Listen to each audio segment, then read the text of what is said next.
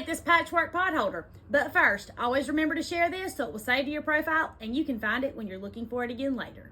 I've been sewing all these projects with y'all out of this Sugarberry collection by Andover that Missouri Star Quilt Company sent us. And I have these pieces left over and I want to use them. So what we're gonna do is piece them all together until we have, they're 10 inches long and I need them to be 10 inches wide. So I have a bunch of random pieces here. I'm just gonna start sewing them and measure, and whenever I get to 10 inches, I'm gonna stop. I'm gonna line them up pretty side to pretty side, and I'm just gonna sew a straight stitch right here. 1/4 inch seam, back stitching when I start and when I stop, because my grandma said so. If you love these fabrics as much as I do, they are linked in the caption. And I'm already excited to see all of the Christmas in July projects that y'all are making, so be sure to email me a photo to hometownquiltcompany@gmail.com because everybody wants to see. I don't have a system or a method. I'm just sewing and measuring and sewing and measuring until I get to 10 inches because I know they're 10 inches long and I just need them to be 10 inches wide. We've sewn it, we've measured it.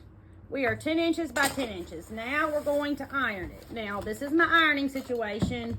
Insulated mat, wool pad, sheet iron, everything from Walmart. Everything's linked in my Walmart storefront that's linked in the caption if you're looking for it.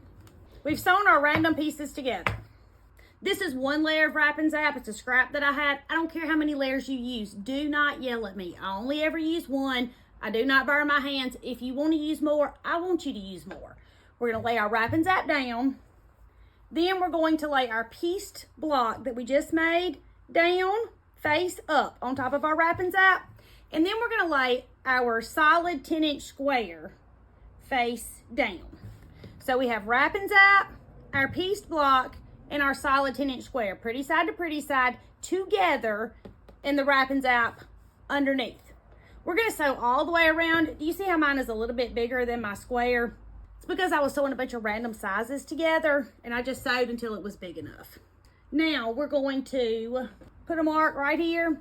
I'm going to start sewing here and I'm going to sew all the way around until I get back to this mark. When I get back to that mark, that's going to be my reminder to stop. I'm going to stop and turn my project right side out. You could sew it just like this, turn it right side out, and then stitch in the ditch or sew on each side of your line, or really any way you wanted to if you wanted to have a quilted placemat. Or you could sew an X across the center, or you could not do anything like me. My wrap and zap was a scrap, so it wasn't 10 inches by 10 inches, and I'm going to trim it now. And also, the front of my pot holder was sewn out of pieces, so it also was not 10 inches by 10 inches. So we're going to trim that right now too.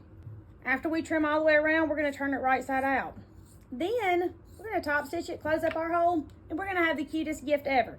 Now, if you wanted to, you could put a piece of ribbon, or you could make a little piece to fold over and put it in the corner, and you would have a hook to hang it on. Now, we're going to turn it right side out. We're going to poke out our corners, fingers, handy dandy tool, chopstick. Do not use your scissors, because if you do, you'll be crying because you have a hole. I'll be crying because you didn't listen to me, and then everybody's crying. Let's just don't do it, okay? After we have our holes pushed out, after we have our corners pushed out, then we're going to top stitch all the way around, and that's going to naturally close up our hole. Dun, dun, dun, and this is what we're going to have.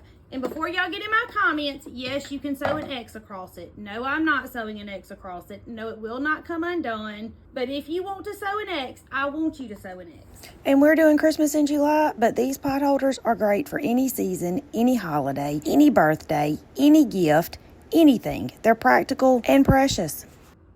Oh my goodness, look how precious this is. My name is Tammy. I'm your favorite sewing teacher, and I would love for you to come sew with me.